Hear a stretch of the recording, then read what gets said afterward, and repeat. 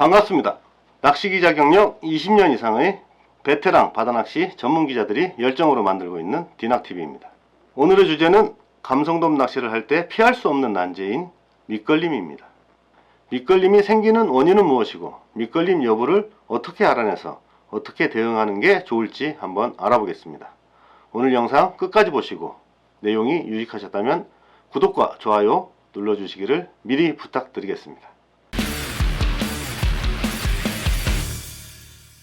밑걸림은 갯바위 릴찌낚시 난제 중의 하나입니다. 특히 밑걸림 발생 여부와 대응법을 잘 모르는 초급자들에게는 현장에서 가장 피하고 싶은 상황으로 꼽힙니다. 힘으로 당겨서 아무 이상 없이 빠져나오거나 바늘 정도가 떨어져 나가면 그나마 다행인데 자칫 원줄이 끊어져서 채비를 몽땅 날려버리면 참 난감해집니다. 첫 번째 주제, 밑걸림의 원인은 찌미수심이 아니라 물밑 지형 때문이다.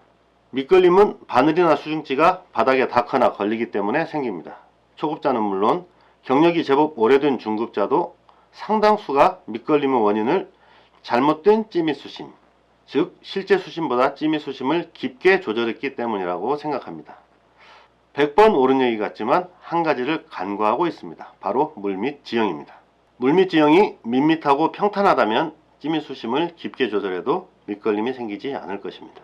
하지만 실제 낚시하는 현장에서는 이런 지형은 만나기도 어렵고 또 설사 있다 해도 대상어를 만날 확률이 낮기 때문에 포인트로서의 가치가 없습니다. 감성돔 낚시는 수중녀나 수중골이 잘 발달하고 물밑 지형이 복잡한 곳이 특급 포인트로 꼽힙니다. 감성돔은 그런 곳에서 먹이 활동을 하기 때문입니다.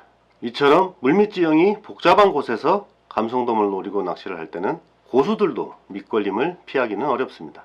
찌미수심을 아주 얕게 조절해서 미끼가 달린 바늘이 중층을 떠다니도록 조절하면 밑걸림은 생기지 않을 수 있겠지만 입질도 받을 수 없습니다. 두 번째 주제, 밑걸림이 생기는 지점을 찾아라. 밑걸림을 대하는 고수와 하수의 인식차는 상당히 큽니다. 하수는 피하고 싶은 상황으로만 여기지만 고수는 입질 확률이 높은 곳이구나 이렇게 생각을 합니다. 회피의 대상이건 공략의 대상이건 감성돔 낚시를 할 때 밑걸림이 생기는 지점을 찾는 것은 피할 수 없는 과정이라고 하겠습니다. 피하고 싶다고 피할 수 있는 게 아니기 때문에 어떻게 하면 밑걸림을 빨리 알아내고 또 거기에 맞는 대응 방법은 어떻게 할 것인지 그것을 알아보는 것이 중요할 것 같습니다. 밑걸림이 생기면 찌의 변화가 나타납니다. 조류 소통이 좋으면 찌가 물속으로 잠기는데 잠기는 속도가 입질이 왔을 때보다는 느린 경우가 많습니다.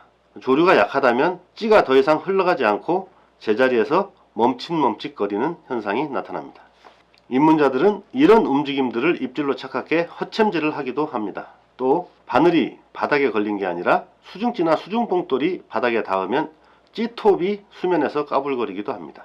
이상과 같이 이유 없이 찌가 서서히 잠기거나 제자리에서 멈칫거리거나 찌톱이 수면에서 까불거리는 현상이 밑걸림이 생겼을 때 나타나는 대표적인 세 가지 변화입니다. 채비를 흘리면서 바닥 지형을 탐색할 때 위에서 말한 세 가지 변화 중 한 가지 현상이라도 나타나면서 밑걸림이 생긴다면 그곳에 주변보다 높은 수중 장애물이 있다고 생각하면 거의 틀림이 없습니다. 세 번째 주제, 밑걸림을 줄이는 방법은 없을까? 첫 번째 방법은 찌미수심을 낮추는 것입니다. 채비를 흘리는 도중에 수중찌가 바닥에 닿아 찌가 까불거리거나 채비를 흘릴 때마다 바늘이 바닥에 걸린다면 찌미수심이 지나치게 깊은 상태이므로 찌매듭을 찌 쪽으로 이동해서 공략수심을 얕게 조절해야 합니다. 두 번째 방법은 찌 부력을 낮춰서 채비를 가볍게 사용하는 것도 밑걸림 방지에 도움이 됩니다. 같은 조건이라도 1호찌보다는 0.5호찌가 밑걸림이 적게 생깁니다. 채비가 상대적으로 가볍고 조류도 잘 타기 때문입니다. 그 다음으로 목줄 길이를 줄이는 것도 한 가지 방법이 됩니다. 다만 목줄 길이를 줄이는 만큼 찌매듭을 위로 올려서 찌미수심은 일정하게 유지해야 합니다. 이렇게 하면 목줄 길이를 줄여도 밑걸림이 생기는 건 똑같을 것 같지만 한 가지 차이가 있습니다. 목줄이 짧으면 밑걸림 여부를 빨리 알아낼 수 있습니다. 그만큼 일찍 대응할 수 있기 때문에 밑걸림으로 인한 손실을 최소화할 수 있습니다. 또 다른 방법으로는 작은 바늘을 사용하거나 목줄에 물린 좁쌀봉돌의 위치를 도래 쪽으로 이동시키는 게 있습니다. 바늘이 클수록 또 바늘의 무게가 더해질수록 밑걸림이 심해지기 때문입니다. 네 번째 주제, 특정 지점에서 밑걸림이 생길 때의 대응법. 특정 지점이나 구간에서 밑걸림이 반복된다면 그 주변에 수중녀나 수중턱 같은 장애물이 있을 가능성이 높습니다. 이런 곳은 피해야 하는 곳이 아니라 우선적으로 공략해야 할 유망 포인트입니다. 이런 곳을 공략할 때는 찌밑 수심부터 얕게 조절해서는 안 됩니다. 미끼가 장애물 위로 지나가 감성돔이 입질할 확률이 떨어지기 때문입니다. 조류 소통이 좋을 때는 장애물 부근에서 뒷줄을 견제해 미끼가 수중녀나 수중턱 벽면을 넘어가도록 만드는 게 효과적인 방법입니다. 만약 그래도 밑걸림이 계속 생긴다면 그때 가서 찌밑 수심을 조금씩 낮추면서 낚시를 하는 게 좋습니다. 조류가 약할 때는 채비를 수중녀보다 먼 곳에 던져서 밑채비를 가라앉힌 다음 낚싯대를 천천히 들어 올렸다 내리는 방법으로 수중녀 쪽으로 밑채비를 끌고 오면서 수중녀 주변을 구석구석 짚어보는 공략법이 잘 통합니다. 지금까지 감성돔 낚시 도중 자주 발생할 수밖에 없는 밑걸림에 대해서 알아봤습니다. 왔다!